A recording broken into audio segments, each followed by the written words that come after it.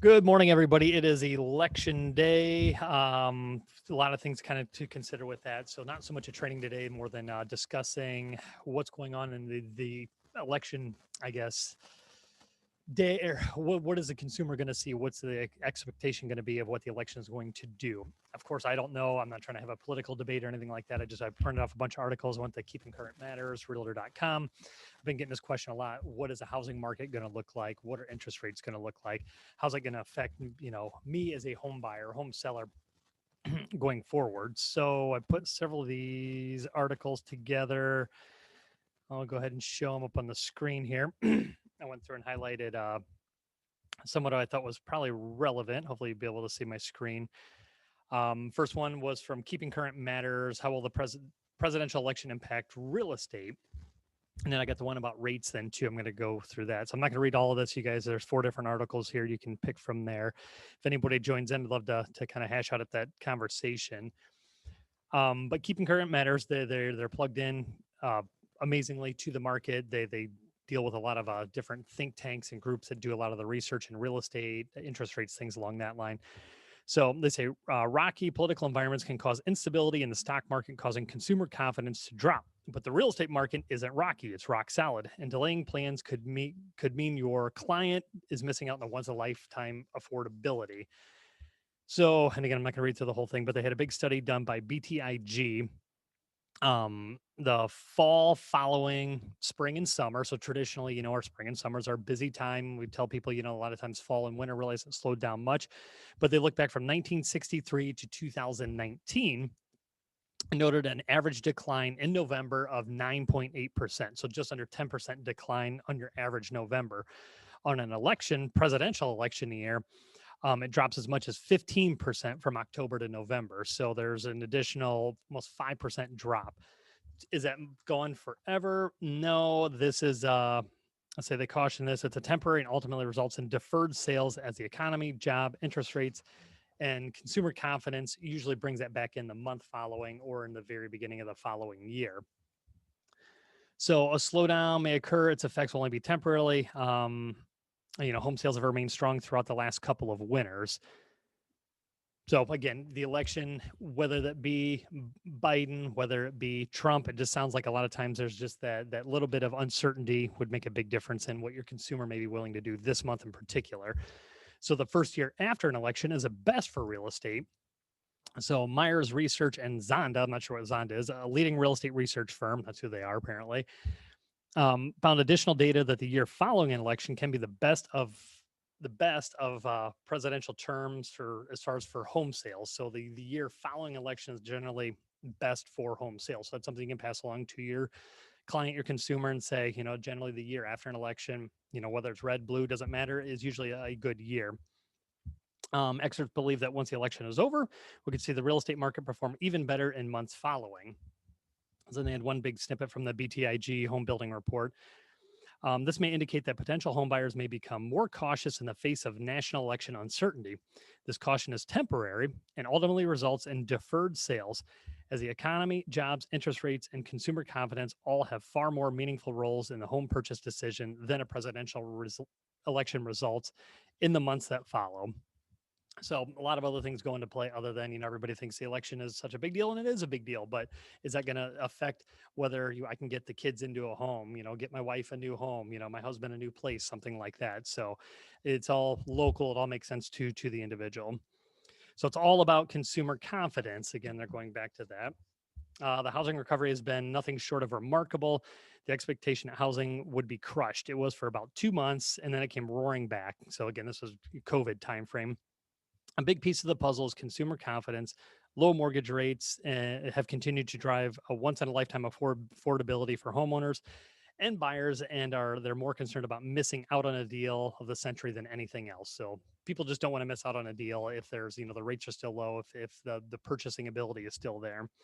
Bottom line, while our country's overall economic state may be slowly but surely returning, the presidential election may cause consumers to watch and wait in the weeks to come. Again, this article is from about a week ago, probably. However, we saw with the pandemic, the reward of locking in record low mortgage rates also may continue to outweigh many consumers' caution and may drive buyers and sellers to act. So I got a little more here with just this main article here. And I promise I'm missing a bunch of this stuff here. You guys can get into that. The best way to do this is so talking about what to do, what you should suggest to your people. The best way to do this is stay on top of the latest market news and insights so you can be a voice of reason to your clients during these turbulent times. They look to, your clients, they're coming to us looking for guidance, looking for some plan of action. We're the experts. What are we going to recommend to do for them? Another keeping current thing, that same article I referred to earlier, that BTIG research, it was from 1963 to 2019. It was called One House, Two House, Red House, Blue House. And I have a link, and that's in this one right here. We'll tell you exactly what the breakdown of that number is. So that 10% slowdown in a normal November versus the 15% in a presidential election timeframe. Again, this 15% drop, this may indicate that a potential homebuyer may become more cautious in the face of national election and uncertainty. And again, they talk about, are these sales lost forever? No, history suggests that the slowdown is largely concentrated in the month of November. And in fact, the year after presidential election is the best of a 4-year cycle. Will it matter who's elected? As mentioned above, consumer confidence plays a significant role in a family's desire to buy a home. So how may a consumer's confidence impact the housing market? So a change in administration might benefit trailing blue county housing. However, the reelection of President Trump could continue to propel red county outperformance then. Again, not real specific on how that would affect us right here in Tiffin, but overall, the numbers tend to favor doing better the months and year after an election then. I did not get too far into this one, but there's a realtor.com about 7-page thing talking about how would President, Donald Trump affect the housing market.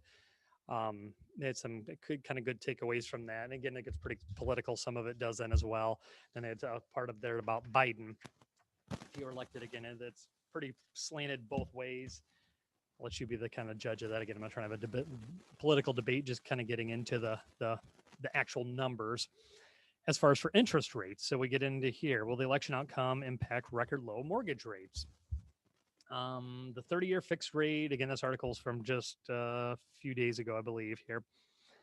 As we near November 3rd of election, mortgage rates are still hovering near record lows. The 30-year fixed rate mortgage is at 2.81%, which is insane, according to Freddie Mac's latest primary mortgage market survey.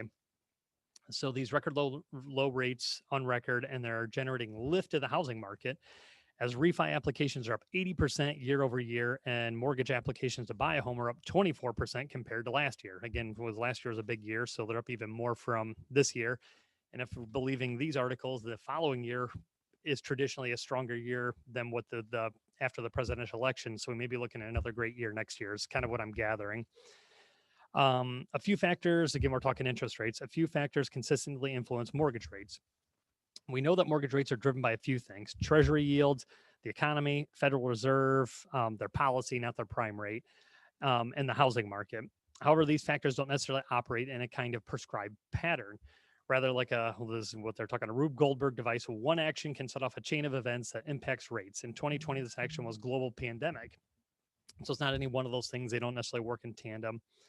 So before President, and we're getting a little political here, but before President Trump declared the COVID-19 a national emergency, the housing market was strong. Home prices were steadily rising, and mortgage rates were steadily falling from their 5-year peak of around 5% in November of 2018, landing at 3.36%. Again, that was a rate then, one day before Trump was issued the emergency declaration on March 13th. So we went from 5% in November of 18.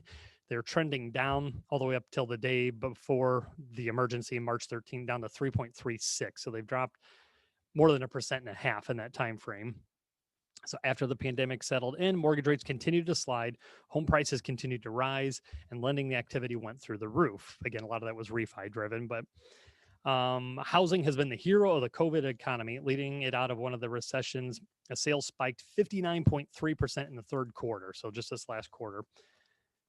They get into the CARES Act. So the CARES Act offered forbearance. So then this is one thing that could be troubling, but the CARES Act offered forbearance for homeowners who could no longer afford their mortgage payments due to furloughs and layoffs.